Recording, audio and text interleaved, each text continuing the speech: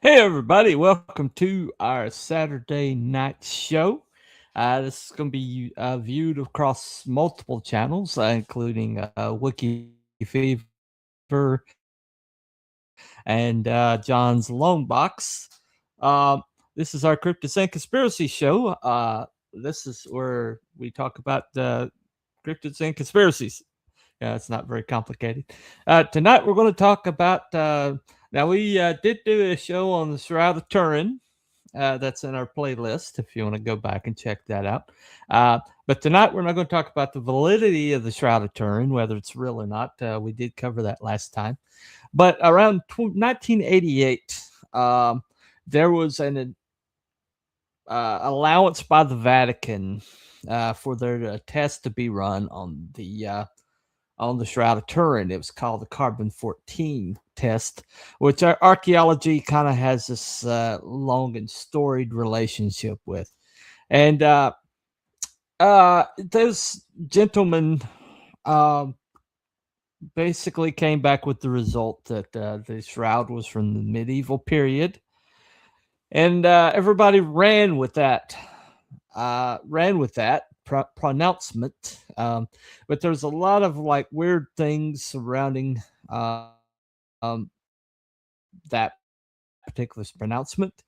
A refusal to share their information, to show their homework for 30 years. Since then, there has been a recanting of the results by the people and there's also been some doubling down by the people who basically did this test. And so we're going to go over uh, was this just bad science on their part, bad scientific methodology, or was there another coordination that was going on? Was this conspiracy? Was this an actual conspiracy, or was it just a screw up? And tonight, to help me do that, I'm going to start out with our newest member of the panel, this gentleman right here. Truly exceptional. And he had one thing you haven't got.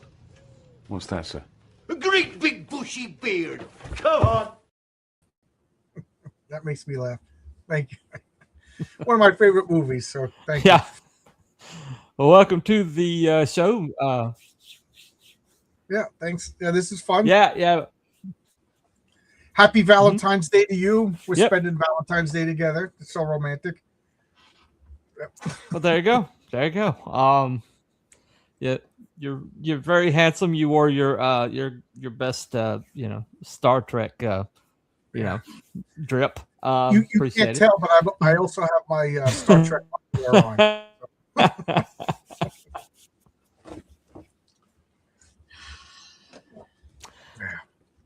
There you go. There you go. Nice to be informed. Anyway, or warned. Anyway, so we got this gentleman. We'll bring If him it's on. no Scottish, just come up!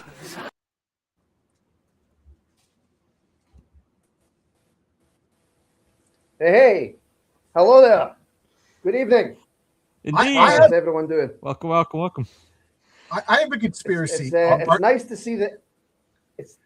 Are you Nice to Grant see everybody Morrison? survive Friday the 13th.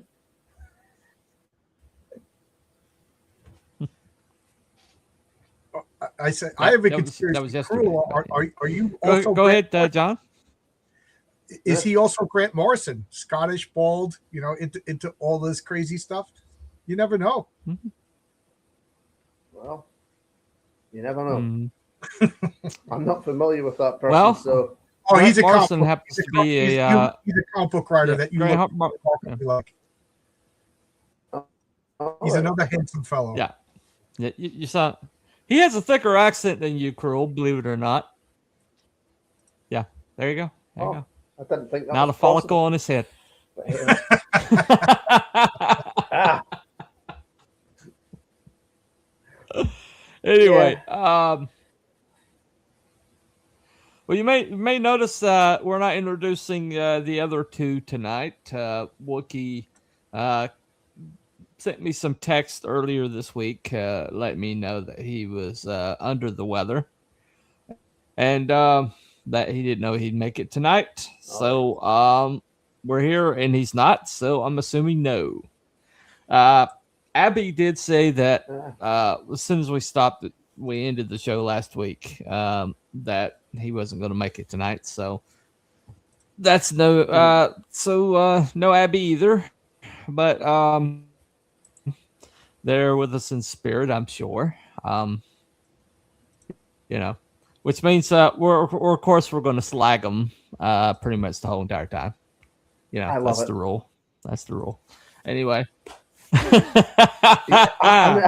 just so you know, John, if you don't, I'm just saying, not Brian in the chat. I don't want to know what Wookiee's up to. This philandering. Oh, hello, not Brian. No. Yeah. No. Speaking of which, we do have a few chats here. Hello, hey John and Bunny. Have we done a show on the Nazca lines? That's a I'm good not sure one. what that is. Those are those big You know lines. what that is, John? Yeah, by the Andes Mountains. I think it's either in Peru or Chile. I forget where, but there's these lines that look like gigantic animals, but you can only see them if you're way up in the air. So, like, they were there for hundreds of years, but we didn't notice them until airplanes started flying over. So the theory is that they were like landing strips for aliens or signals for aliens or whatever. But the bottom line is they physically exist. People made them hundreds of years ago. What we don't know is what are they for and and why. Real cool stuff. Okay. Yeah, that's a good All one. right. That's a good we'll add that to the list. Yeah, we'll add that to the list. All righty. So all right. Evening all. Not Brian. Hey. It's Valentine's Day. Wookiee will be philandering. All right. Not without his wife. Not without his wife. Anyway. So anyway, yeah, I don't need the image in my head. Thank you, not Brian. Anyway. But, all right. I was Reset. thinking that, Thanks, Anyway, so it's okay. So we tonight we're going to talk about the 1988 carbon 14 test. Why are we talking about it? Because there's still the narrative out there that anytime you bring up the Shroud of Turin, and this happens to be from within my own church, I offered to teach a class on the Shroud of Turin because I think it's a pretty significant Christian artifact, one of the very few we have that's got so much documentation. And I was kind of like, the point was made to me, it's been debunked, when in fact it has not been debunked, because it's like the it's like they say the lie like circumnavigates through the globe while the truth is trying to get its shoes on. You heard that? No, I don't believe I've heard that one before. It's just a saying. Anyway, so I thought we'd look at the evidence surrounding the carbon 14, which has been pretty much at this point has been completely totally invalidated. And we're just going to look at the information and the question we're looking at tonight: was the Shroud part of a targeted conspiracy? That's what the question is about. The poll is up. If you are in my chats, either one of the two. There won't be one in Wookiee's chat due to his absence. But basically, that's basically the angle we're taking tonight. So the speculation about the Shroud itself it's probably not going to be part of the discussion. We covered that ground last time. If you want to look at that show, it's still up. It's one of our better shows. It's worth a look. But anyway, you're going to see a lot of information that I used in that show and this one tonight, because I know that these clips won't get me gacked. And Right. so Allegedly. that's kind of important. Anyway, Allegedly. Let's use that allegedly. Alleged. They still cleared the system, so yeah, the live algorithm is a lot more aggressive these days. The so algorithm who knows? might have a hissy fit or something. So that's the thing. Right. So my policy is I try to offer like information that that kind of like gives you the facts, not just speculation. And so everything you see tonight has factual basis to it. Okay. I'm going to start with this clip here, explaining that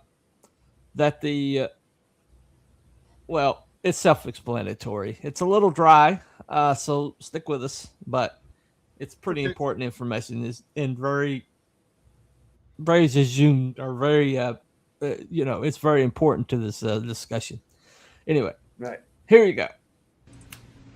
All the conclusions from this study are from actual analytical data of 3 samples taken from the rays, 1973 and carbon-14, 1988 sampling corner, lower left corner of frontal image area of the shroud.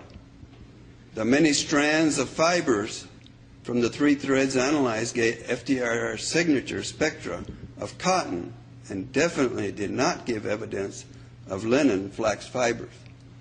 In the first analysis we did, we saw maybe some impurities of flax there, but we went back and they looked at those over and over again, and they said, no, this is just cotton. That's all there is to it.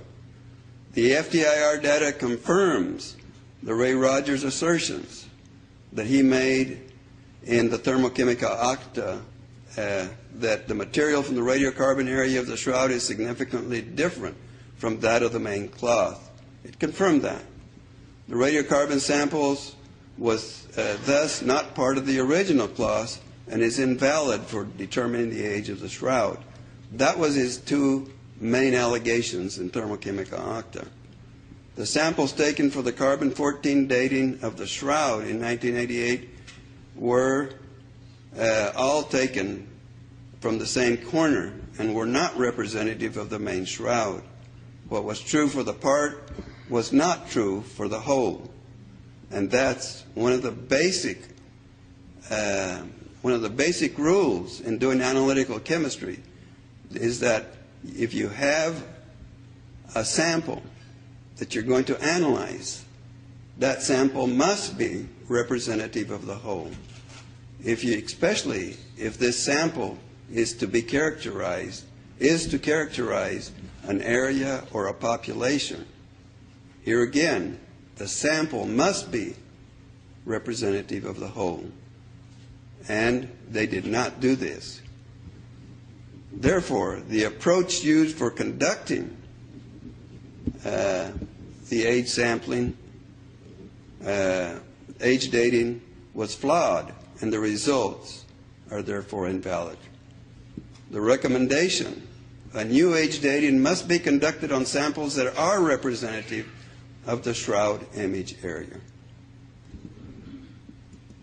This is an acknowledgement for the people that worked on this. This is all, they're all Los Alamos people. They're all PhDs and very knowledgeable in their area. And that's it.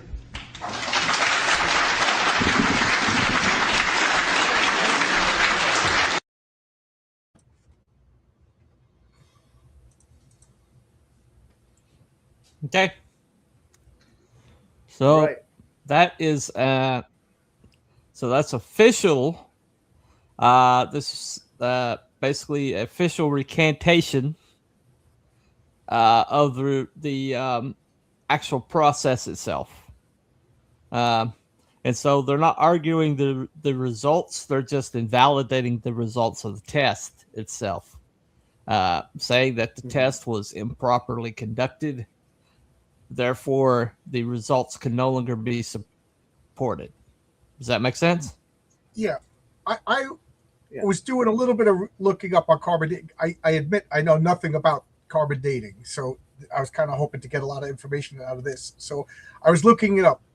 And one of the things, the very first thing that I saw was carbon dating is not good for things that are less than 50,000 years old. Now, whether or not you agree about Jesus or whatever, we can all agree that it's not 50,000 years old. So I don't know enough. So was carbon dating, like, did we learn this just recently? Or, you know what I mean? Did we start realizing that no, there's actually two methods of carbon dating. One is more destructive than the other, and there's another one that's probably more accurate to newer artifacts, but they use the older one, the more destructive one, and that also the less accurate one. And so that's one of the issues that comes up. Got a comment over here. Let me go ahead and get that. A little convenient, but hey ho. A little convenient. Shroud of Turin, haha. Yep, okay. Got that. Anyway, anytime you do the Shroud of Turin, you're gonna get this. You're gonna get stuff like this. No big deal. Yeah, so but like carbon dating dinosaur bones and things like that, you know, we could all agree, I hope, that they're 50,000 years or older, but like the Shroud of Turin, it's not old enough. So I don't know if that means there's a conspiracy. I'm still out on this one, so I don't know. But that's the very first thing that popped up is it's no good for younger stuff. So go figure. So why would they even use it? You know, that's what I don't know. Right. Boggles the mind. Right. Boggles the mind. Boggle. That's a good word, boggle. Well, let me go ahead and play our first clip. This lady did a very great job covering this. She's very well researched, and she impressed me last time, and so I'm just going to go ahead and use her clips this time. But she covers this very, very I've read after, and I've done research after her, and I've yet to find any flaws in her research. And so this first clip is going to answer that question for you. Here you go. Gary Gove from the radiocarbon dating laboratory at the University of Rochester goes so far as to say this: almost without exception, there were people who honestly believe it's Christ's shroud. It's a well-known fact that scientists can produce whatever result they want. If you believe that passionately in something, you can steer the results. My God, we've all been guilty of that. In the end, the carbon daters win the day, and all other tests that the Vatican had approved are canceled with the exception of the carbon dating. Now, through these many months of planning, a protocol for how the carbon dating process would go down had been established. 7 different laboratories would do the testing. 2 different methods of carbon dating would be used: the old method that has an established track record, and the new method that hasn't been around as long but needs a much smaller sample. The test will be supervised and coordinated by Dr. Michael Tite of the British Museum. Samples of the shroud will be taken from at least 3 different spots. The STIRP team, who practically know every fiber of the shroud already, will be the ones to decide where the samples will come from and do the cutting. Each laboratory will test 3 samples, 1 of the shroud and 2 other control samples of different ages. Only the test supervisor will know the age of the control samples so he can check the accuracy of each laboratory's dating process. It's a blind test. The samples are all going to look alike so that laboratories running the tests won't be able to tell which sample is the shroud and which are the controls. The laboratories are to maintain strict secrecy, not tell anybody about the results except anyone authorized by the British Museum. All the labs will do the tests at the same time and without exchanging information. 3 institutions, the British Museum, the Meteorological Institute of Turin, and the Pontifical Academy of Sciences, will be the ones to analyze the results. And finally, after the results have been analyzed, the analyzers will meet with the radiocarbon labs to make sure that they all are in agreement, then communicate those results to the Vatican.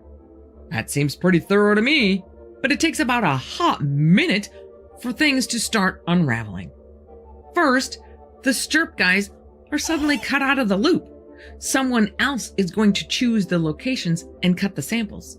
Then, the Vatican decides it's only going to be 1 sample instead of 3. Then they decide to use only 3 labs instead of 7, of which the University of Rochester is not one. Sorry, Harry.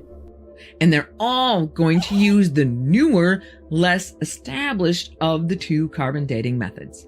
Well, aren't we off to a great start? But on April 21st, 1988, test supervisor Michael Tite, people from the Catholic Church, people from the 3 carbon dating laboratories, which, if you remember, end up being Oxford University, the University of Arizona, and the Swiss Federal Institute of Technology, photographers, and a camera crew who are there to document the entire operation, all gather at the Turin Cathedral. 2 textile specialists are chosen to decide from where on the shroud the sample should be taken. One of those experts points to the blood stain caused by the wound in the side and asks, "What's that large brown patch?" Eventually, they decide to cut a piece from the corner, like the corner that has been grabbed and stretched by probably dozens of different people over the years of exhibitions. The corner that is also pretty close to the area that's been burned away by the fire in 1532 and stained by the water used to put out that fire, which most likely left nice little deposits of dust, blood, and other contaminants. The textile experts pick the worst possible area.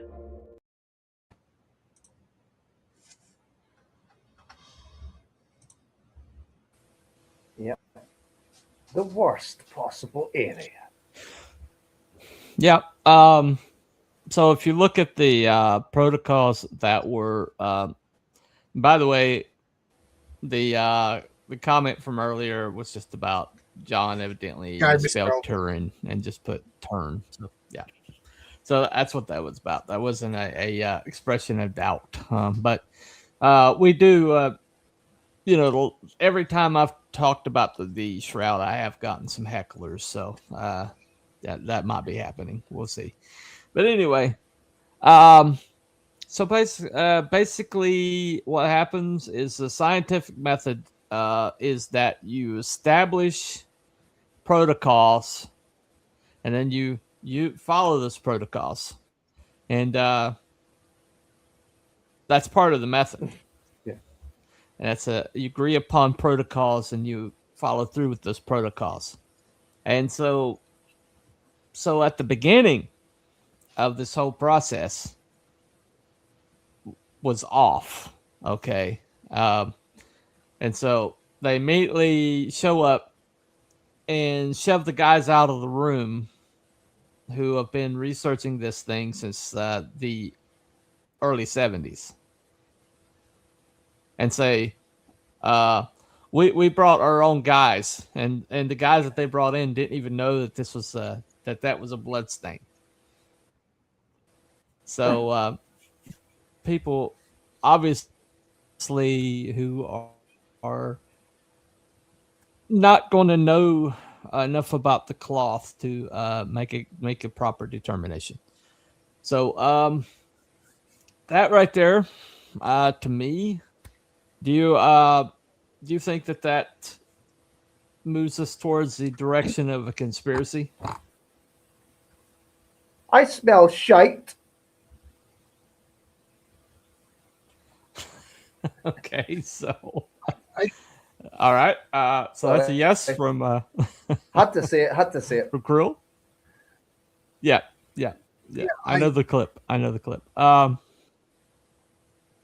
Yeah, I just, it makes no sense to set up the protocols. Everybody agrees with the protocols, and then to change the protocols. So I mean, if what do they say? A conspiracy is just when two people, you know what I mean? So a conspiracy doesn't have to be a worldwide thing.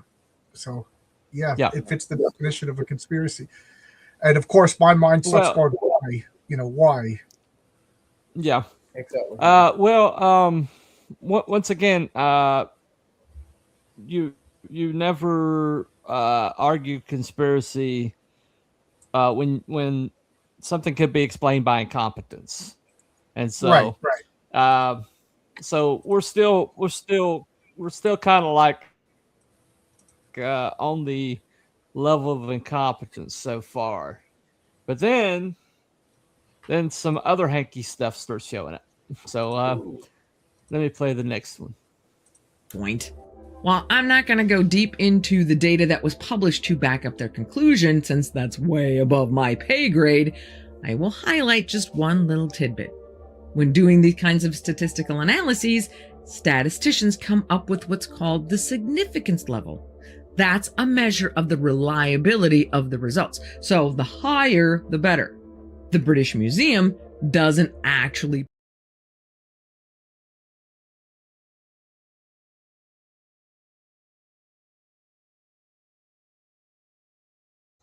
I got the wrong clip.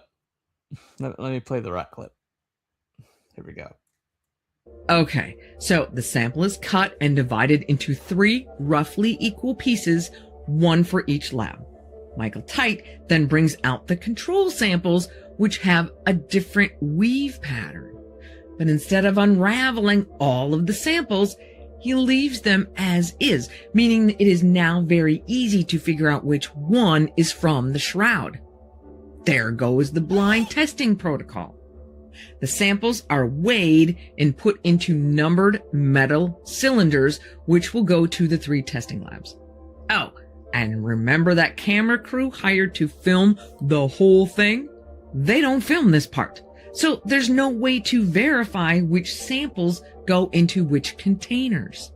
Not to mention that Michael Tite decides at the last minute to throw in a 4th sample, some thread from a cape from St. Louis of Anjou, which is known to be dated to the 13th century.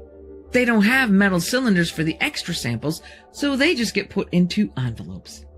Each lab is given their metal cylinders and their envelope and are asked to sign a receipt.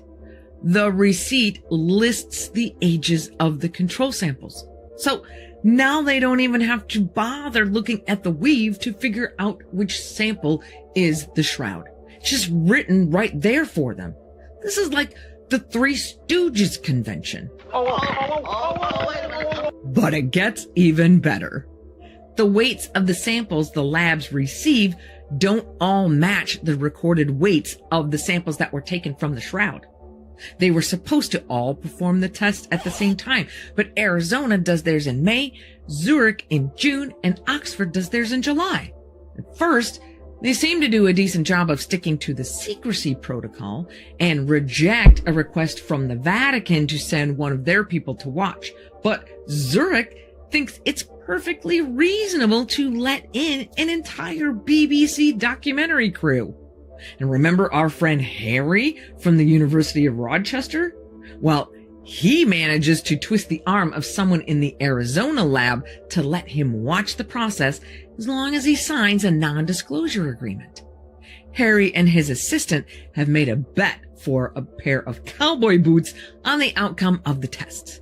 The assistant thinks the results will be from the time of Christ, but Harry thinks it's going to come back as dating to medieval times. The ink is not even dry on the paper with the results before Harry breaks his NDA by phoning his assistant to claim his shiny new boots.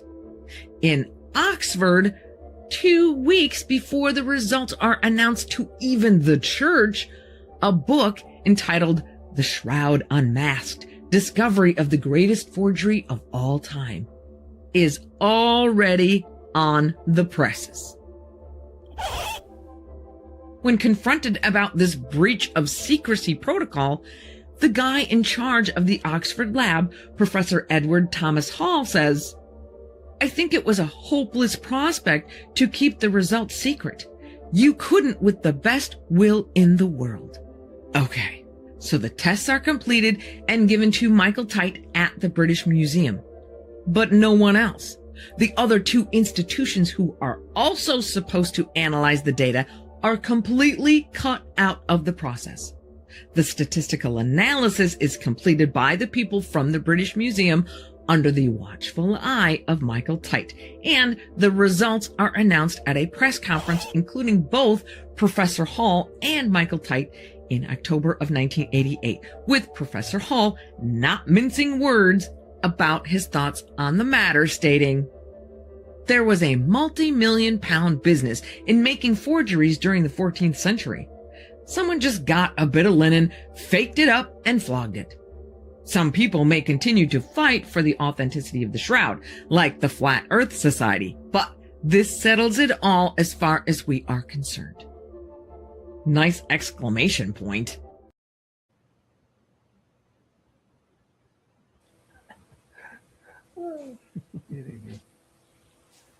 Check it off this thing. Check off. Nope. Okay. Nope. We didn't do hee-haw. Doesn't make it look good, does it? Okay. So no. So this is a comedy of errors. If this is incompetence on a unconscionable level. Okay. So this is how you're supposed to conduct yourself when you do an experiment. First of all, you have something that a sample that's roughly equivalent to what you're testing. That is like the control, okay, Correct. and that was the Right, yeah. that other sample they had, and it's supposed to be added in to the other samples without any document or without any like way to that it's that it stands out. Okay, that way you can be sure that if that tests differently from your samples, then you know that you have a data set. Okay, so they screwed that up. All right, and then you're supposed to like take your samples and anonymously with like no way of knowing what you're getting. That way you look direct, you just basically get the data. And the person who knows what the samples are collates the data. And that was this Michael Tite character, okay? But then you have a book that's already on the presses. You have all these articles that are basically written and are put out across the world as almost the day that they have this press conference.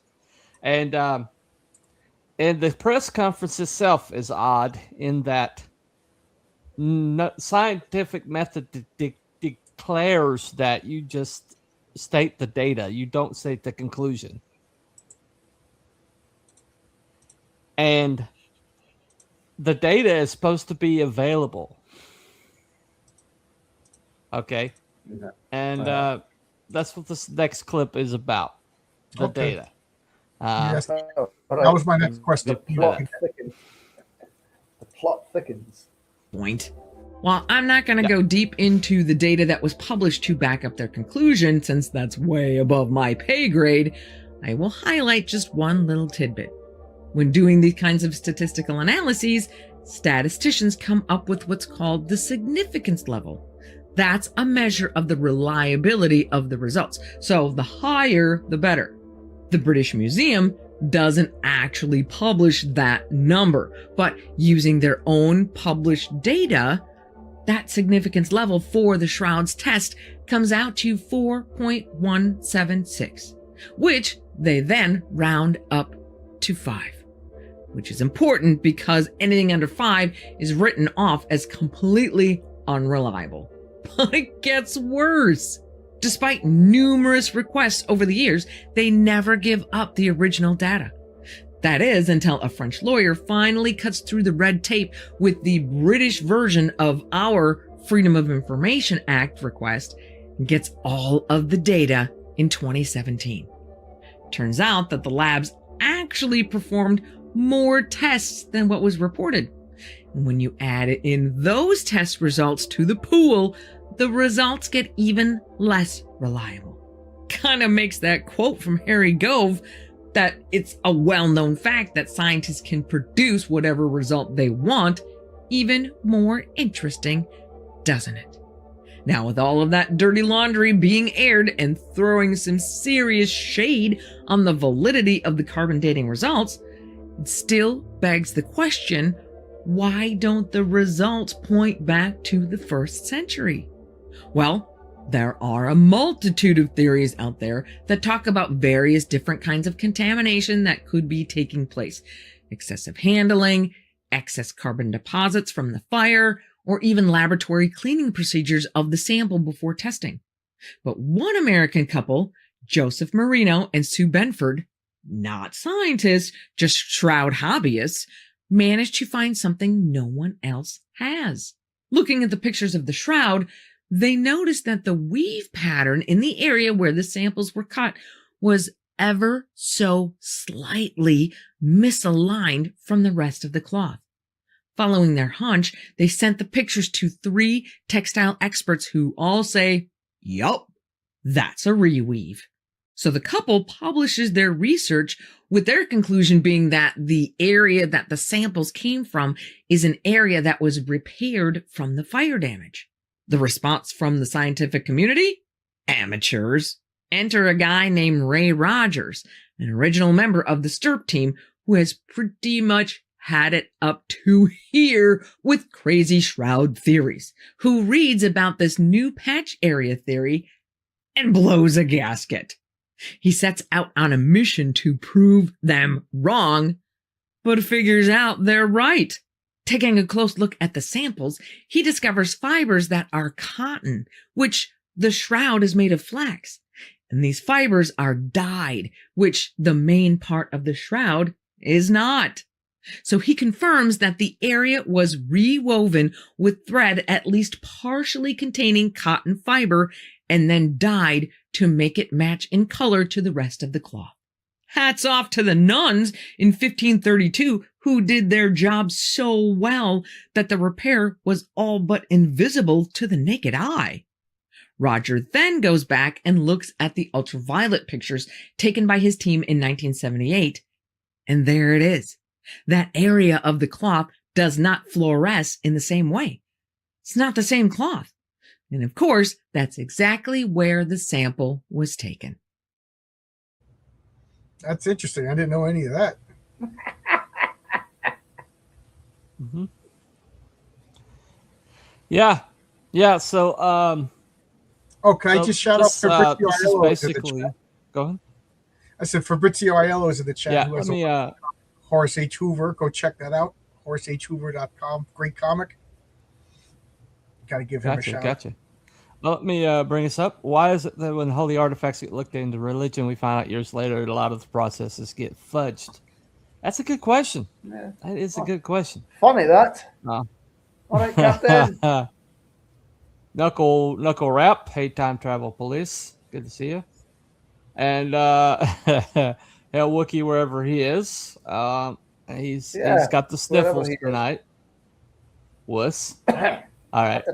I didn't know Wookiees could catch a cold. I'm serious. I'm He's serious. coughing up a That's hairball. part of. Oh, that's right. Exactly. That's good point. The Shroud is fake. Brought to you by people who later give us 2 weeks to slow the spread. Interesting. Good point. Trust the science. We are the science. Anyway, so okay. So far, what we're looking at is a massive level of incompetence that is. This is like career-ending incompetence. In the scientific community, if you find out that that people are basically botch a test this badly, then you would never trust anything they had to say again. And so these are like 3 major laboratories that stuck their neck out here. And I did have a clip that I was going to show from a gentleman who's part of the STIRT team that has been studying this since the early 70s. He's a Jewish gentleman. He's not Christian. And he was a photographer. And he went in completely, totally ready to debunk this stupid Christian artifact and call it a day. And wound up being one of its most passionate defenders all the way to the time he died a few years back. And he said that they have been trying to get that when you publish a finding, especially when it's definitive, as they were supposedly publishing, then you are required by the scientific community to show your homework. Right. And you show all the data sets. Right, yeah. And that way, anytime the scientific method requires that people be able to come behind you, look at the data, and independently come up with the same result. Oh, that's one of the biggest parts of the scientific. They didn't release that data for 30 years. Right. One of the biggest tenets of the scientific method is it has to be repeatable. You know what I mean? That's why they do tests over and over and over and over again, because we don't know. Human beings are, for the most part, I'm a conspiracy guy, but when I see an experiment, I'm willing to say that maybe the human was flawed. They misread something. They were tired. They did something wrong, whatever. And that's why we repeat it. And if we get the same, because people make claims throughout history. So, people, whatever, I'm making stuff up. They see flying saucers or whatever. So they have ghosts in their house. So that's a claim. And then people set up cameras for years and they don't capture it again. You know what I mean? But that's what we have to do. We can't accept that as science because that's one person's anecdote. So we repeat the experiment. I don't know how many times, enough times that we can prove that this is consistent. So it sounds like this wasn't done scientific. Yeah. I hate to say it because it sounds like they're damaging the Shroud, but they need to do this test a few more times and show every step of the way. You know what I mean? Right. Every step of the way. Yeah. Well, see, the Arizona laboratory, if you look at these Shroud debunk podcasts, and there's plenty of them, mostly by atheists and lesbians, oddly enough. Not necessarily at the same time, but they point to this other retest that Arizona says they did with the fibers that they had. And so they go back to some fibers that they had, and they're like, well, these fibers we found were not cotton, they were linen. Well, the lesbians who tested this, they took the fibers and they munched on it, and they found out that it was from a rug. Yeah, I'm talking about the debunkers. Oh, I'm sorry. I'm sorry. I'm not talking about the actual scientists. I think they were all cranky old men. There may have been. I don't know. Anyway. Yeah. All right. So, but basically, they went back and they retested, and they said, "Well, we didn't find any dye. We didn't find all this. We didn't find that cotton. But where they took the weave, what they took their sample from. This is how disingenuous this is. Where they took the sample from was where the weave and where the cotton was woven into the linen. And so, obviously, what they did was they found a linen like thread out of that patch that they had.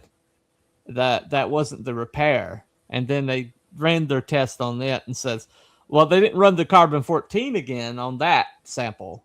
They just ran the test that determined that, it was linen and it wasn't dyed. So, i.e., you were in the clear here.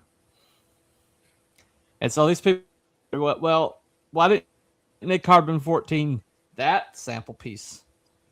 But no, all they tested on that one was, did it have dye and was it made out of cotton? And the answer was no. So, i.e., the test wasn't flawed. But by doing that, they're acknowledging that they knew the difference between the cotton fiber and the linen fiber. Yeah. So it's one of those things like we have investigated ourselves and we have determined that we're innocent of this deed. Yeah. When you I can say definitely smell shite. yeah, definitely a scent of shite there. Well, this is from the point of view of the Vatican and the Syndologists. Which basically are the people. It's the study of the Shroud. It's like Syndology is Shroud study. It's an actual scientific branch. It's its own scientific branch. I mean, there's so many people have studied the Shroud that they basically have their own name for themselves. Right. And so this is the only artifact in the world that's been studied this closely.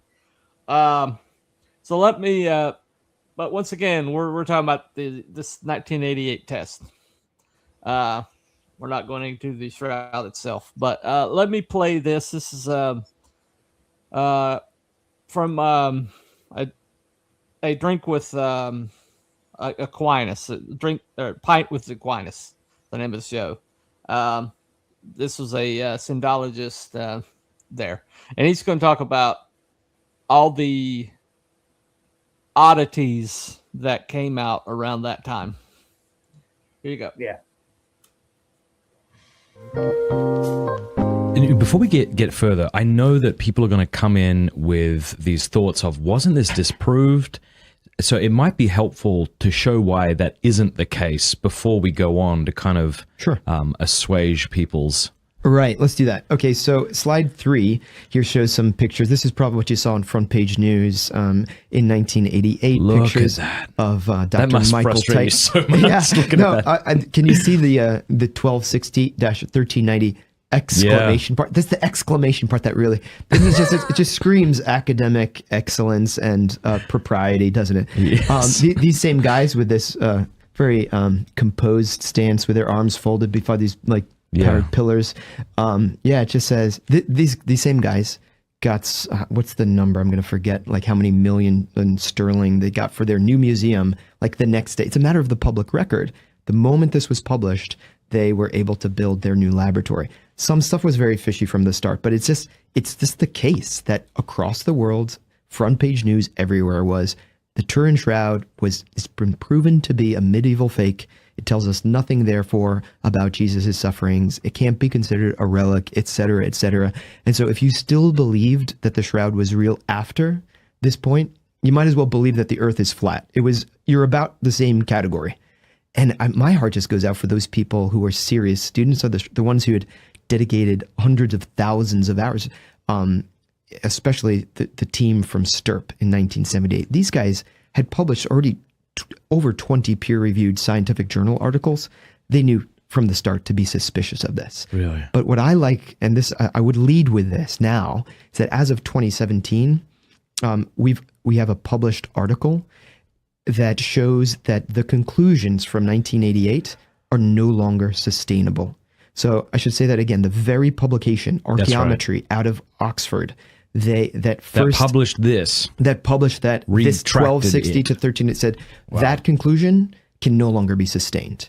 And I'm sure that hit the front pages all around the world too, right? Right. No, exactly. So though it is a matter of mainstream science. So if you want to find in the literature, you're going to bump into this. The French researcher who published this article is Tristan Casabianca, another friend of ours who teaches at our university.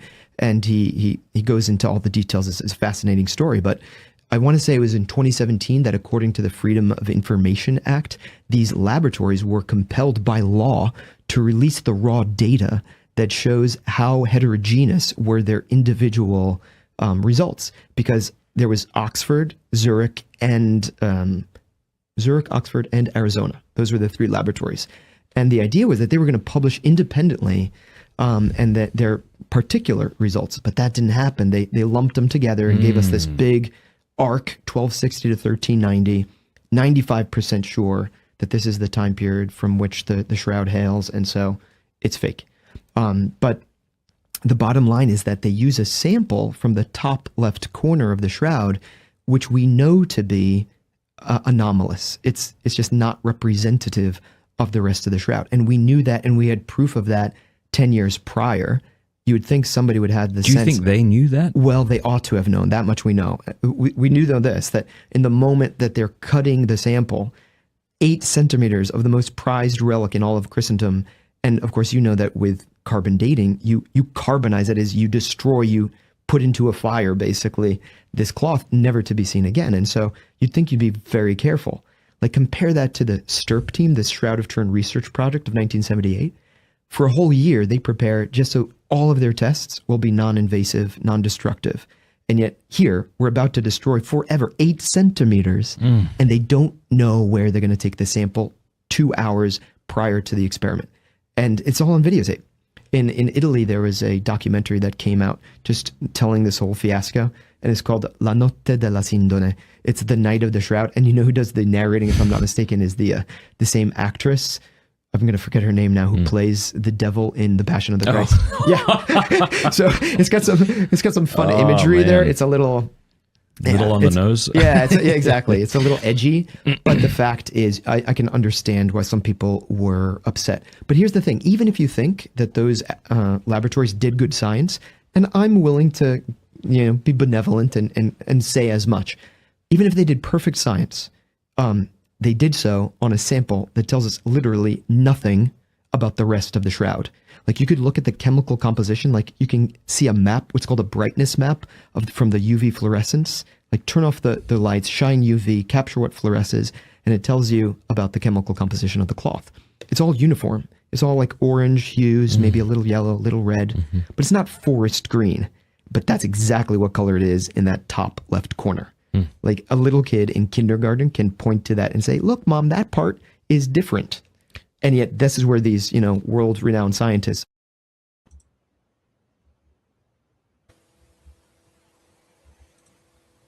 What happens if you're colorblind?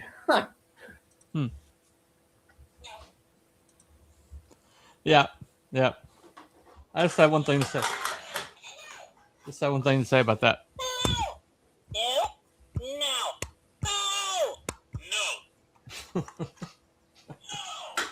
Anyway. All right. Nice. Okay. Go ahead. No, I'm just laughing. Well, one thing nice. All right. I think one thing all of us can agree on is this: the experts are always wrong. If you want to get me my hackles up, whatever hackles are, tell me the expert said this, and I immediately get defensive. I'm sure you did climate change before I joined this, but like, when I was a kid, it was global cold. Yeah. Global cold. We would all freeze to death, and then it was flooding, and then it was global warming, and now it's just climate change. Yeah. And all the experts told me that. Then all the experts, like Fabrizio said, to stay home for 2 weeks. And then the experts said that shot was going to stop COVID dead. And then they're like, no, it was just going to lessen the symptoms. It was going to do nothing. It gives you AIDS. The experts are always wrong. So I don't trust anybody. So I want to know, where is this data? Can we look at it? Mm-hmm. I'm not a carbon expert. I'm not a Shroud of Turin expert. I'm not an expert in anything. So I want to see, where is this information? Can we look at it? Can we analyze it? The fact that it's hidden should raise all the red flags in the world. You know what I mean? And to me, if it's a fake, if it's not Jesus, then show the world. You know what I mean? Yeah. Prove it or disprove it. Right. Yeah. Right. So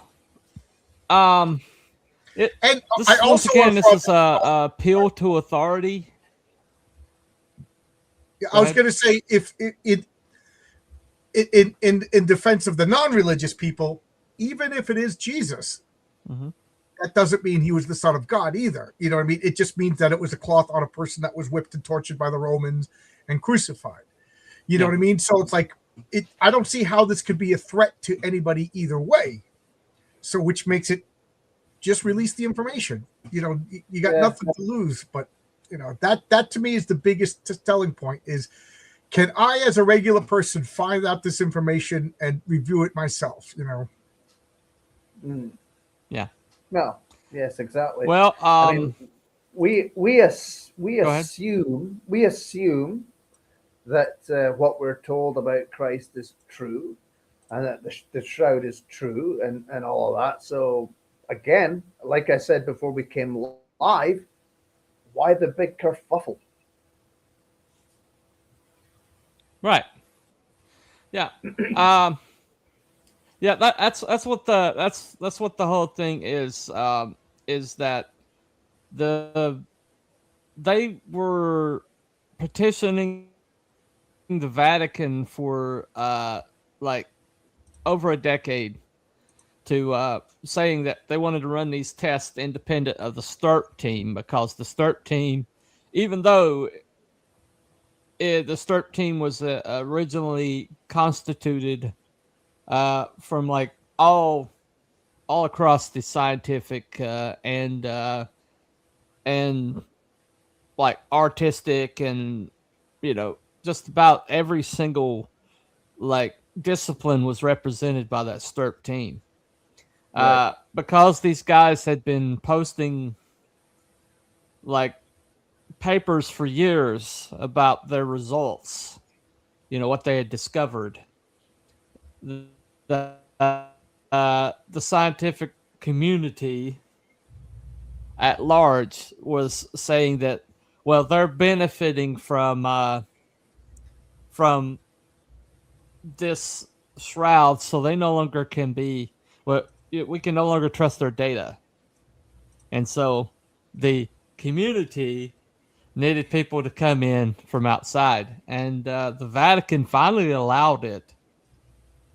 And this complete comedy of errors happens, and all the results are not independently released with the full data sets. The results were basically, trust me, bro. Yeah. And not only trust me, bro, but exclamation point. We are declaring this 95%. That doesn't happen. No scientist worth his salt would ever declare something at that high a percentage. They would say, at this moment, with the data we're looking at, this is what we have concluded right now with the data we're looking at. And oh, by the way, here's the data for you to replicate our results. Yeah. And so, but they didn't do that. They put it all together. They took all these grandiose pictures of them in front of these pillars, them in front of this chalkboard with the exclamation point, and they published everywhere. I remember reading the National Geographic that came out about this when I was a kid, and I remember feeling a little crestfallen. I was like, "Oh, I was kind of like, I thought it was cool, and so National Geographic, I remember that article, had this one square that said that, oh, by the way, this is what the team that's been studying it since 1978, multi, from all walks of life, from all disciplines, people that are respected, like one of the foremost nuclear scientists in the world was one of them. And they have disputed these results. It's this little square. There's like 4 pages of why this is a medieval forgery, how it could possibly be forged. And this little square at the bottom that says, oh, by the way, the people who've been studying it since 1978, they were highly respected in their fields, have posted over 200 articles of their findings that you can look up. They say that this is bunk. This little square at the bottom. It was not even full page. It was like this little sliver at the bottom that says, oh, by the way, this is what the STIRP team says. In National Geographic. I remember that very clearly. Time Magazine did a full spread about how this is a medieval fake. British Museum has a habit of making interesting thing in the Smithsonian. I would be very. That's our version. Yeah, that's our version. Our British Museum's the Smithsonian. Yeah, and they're both connected. They're connected. Oh, by the way, the Smithsonian wasn't even created by an American. It was created by the money from a French nobleman. Oh yeah. We studied this when we did the Smithsonian. But yeah, I'd be very shocked if Smithsonian didn't have something to do with the Arizona laboratory. I'd be very shocked. Probably. But anyway, so what we're going to the determination we're making here today is, do we think that somebody targeted the Shroud to smear it? Or do we think this is meant just simply scientific incompetence on a incredibly massive level that was just covered up later? So, what say you, Cruel? Do you think it's confirmed that it was targeted, or do you think it's debunked, or do you think it's in the middle somewhere? I would say it's definitely been targeted. It's just too many things. There's just the incompetence is so far off the scale that it just couldn't possibly be anything else, in my opinion. And if there's anything we know, as John has highlighted, if the experts are saying something, they're probably full of shite. Nowadays. I mean, that's the thing. Not nowadays, forever. Whenever, right. Yeah. Even as a kid, I was just like, remember the commercial? 4 out of 5 dentists tell you to chew sugar. Let's go. There's one dentist telling you to chew sugar. He's, that to me was like the earliest indicator that there's so-called experts that are just wrong. Yeah. I remember, you can see those commercials. Smoke tobacco. Tobacco is the healthiest thing in the world. They're always wrong. You know, Yeah. it's just as easy So I to think, buy. yes, I think it was Target. As to buy a politician. Definitely Target. Right. Definitely. Right. So, are you what you going with confirmed? Do you think this was a conspiracy, or do you think it was just massive incompetence and a cover up? I think it was a bit of a conspiracy. And I think they used incompetence to get away with a lot of it. So, yeah. Gotcha. What do you think, John? It's funny because 2016 me would have been they just didn't know what they were doing. But now I don't believe in anything. You know, I'm questioning literally everything. My wife and I were just talking before. I don't want to get it, but there's nothing I believe in the past 50 years anymore. Like, so yeah, why not? This is, you know, what was it? Now I'm gonna mix up the books. Was 1984? They said if you could control the past, you could control the present, and if you could control the present, you could control the future. You know, so there you go. I'm not a scientist. I'm not scientifically, I didn't take anything more than college biology and chemistry. So I can't argue the carbon dating. I just know that the very first thing that I looked up on my own is that carbon dating is not good for anything younger than 50,000 years. That the margin of error is too good, and that's what they use. So right then and there, it's like, okay, if is that a recent discovery? Like, I don't know. So I was leading towards incompetence, but it just sounds like, too much. Like somebody said in the comments, one error is incompetence, 2 errors okay, 3 is a conspiracy. Especially the amount of money involved, the equipment. Yeah. Nobody had oversight on that.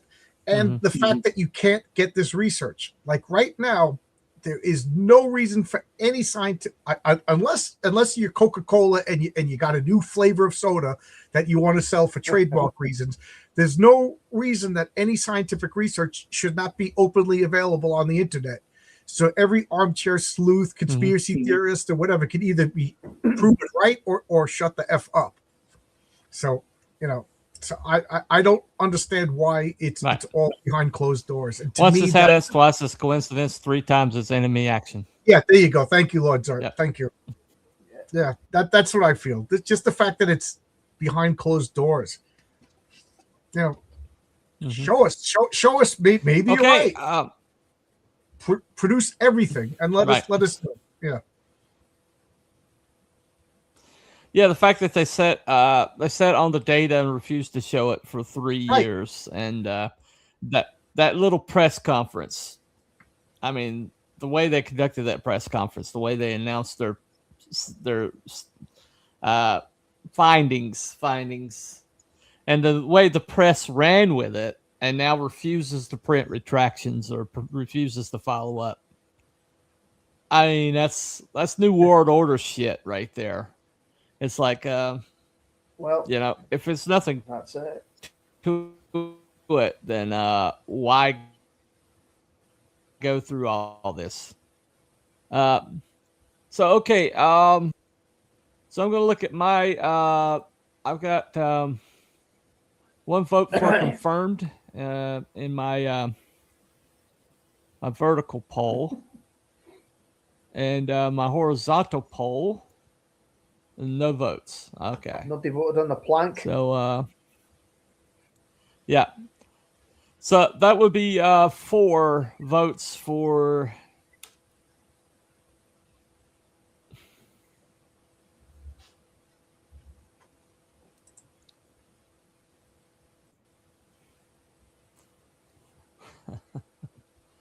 Okay.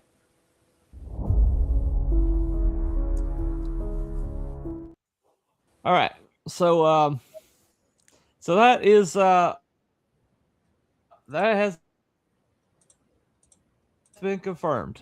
We all agree that this is a conspiracy. And so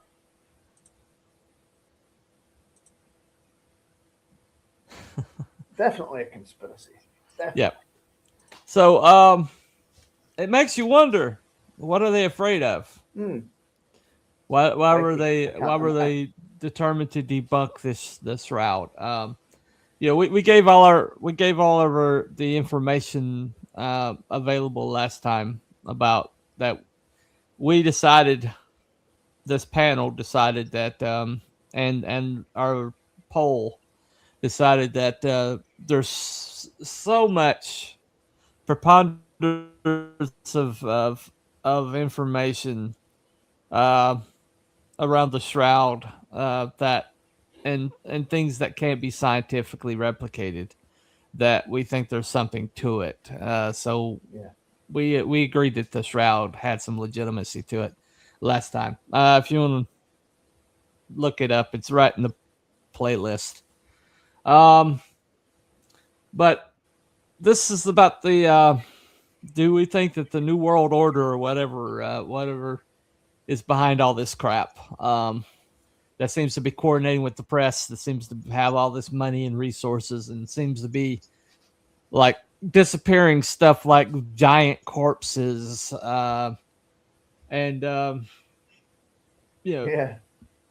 strange artifacts across the world wide or whatever. And the scientists always seem to come out with these consensuses that you can't see the data on, like No. the data on the a certain shot. We can't see the data on a certain shot.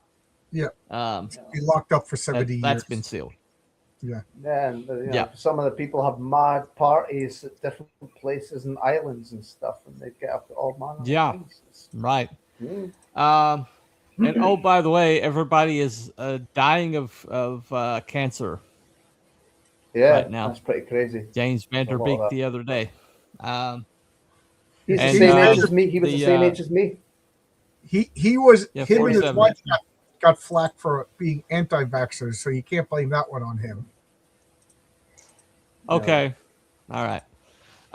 Well, He was the same age as me. So yeah. Well, I mean, the lead singer for Three Doors Down just passed away. Yeah, And it's funny. Whenever anybody dies under 50, my first was, did they get that shot?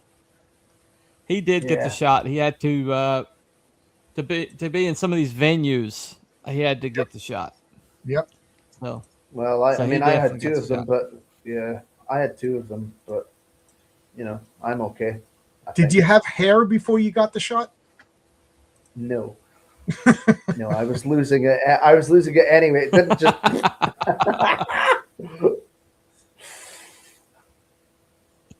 Yeah, no, I could just imagine that. You take the shot. do you It's like, believe "Oh, they yes, found go- Noah's what the Ark hell?" in Turkey? Really? Turkey? Yeah, Noah's Ark. We're definitely going to do Noah's Ark one of these days. Oh, I just from assumed all you the did wars that started already. over the Lento Longinus. Ah, okay. Yeah. The Lento Longinus. That's definitely an artifact we might want to look into. And the Ark of the Covenant. Okay. We've never done that one. Oh, So- really? I All joined. right.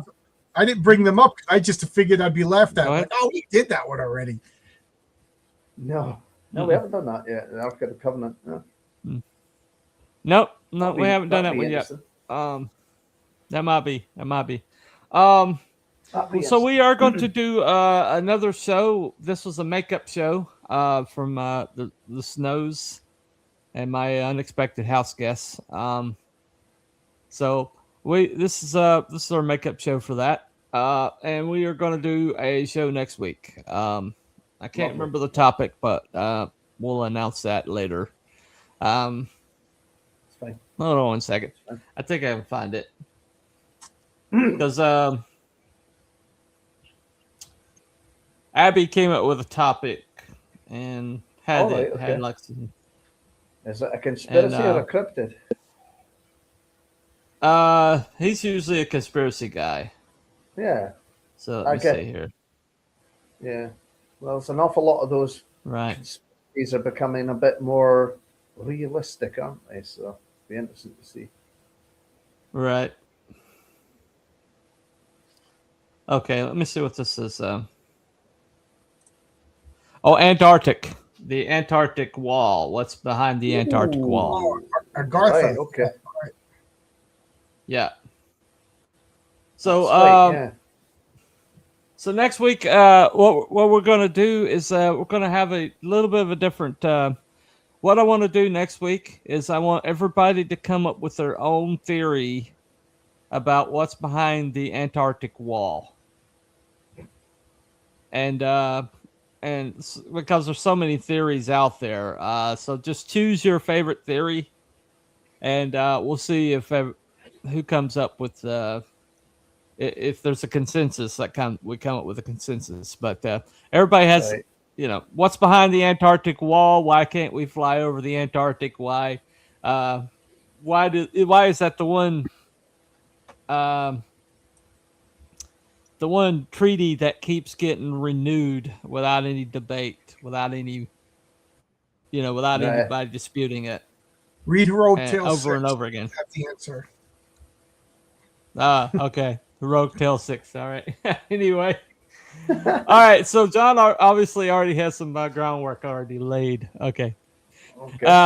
So that's going to be next time. We're going to talk about the Antarctic wall. What's behind the Antarctic wall? It's going to be, we're not going to, so we're going to do a little bit of a different, we'll switch it up sometime. Yeah. Old Dirty Fatty just got here. When did it start? We always start at 7:00, my friend. We always start at 7:00. Anyway, thank you for coming, gentlemen. Thank you. Wherever Abby and Wookie are. Yep. Wherever Abby and Wookie are, you're both losers. And Yeah. and Wimps. Loser. Yep. Loser. Anyway, losers and Wimps, both of you. Anyway. Hopefully we'll see them back next time. But thank you for coming, John. Thank you for coming, Gruel. Thank you for coming, Thanks for having Chat. us. Thank you. Once again, we believe that the whole Shroud was targeted, concerted conspiracy. That's our conclusion for the night. It has been confirmed. And we will see you next Saturday night when we talk about the Antarctic wall. What's behind the Antarctic wall? And so that's been Cryptids and Conspiracies. Night, everybody. Good night. Have a good one, folks.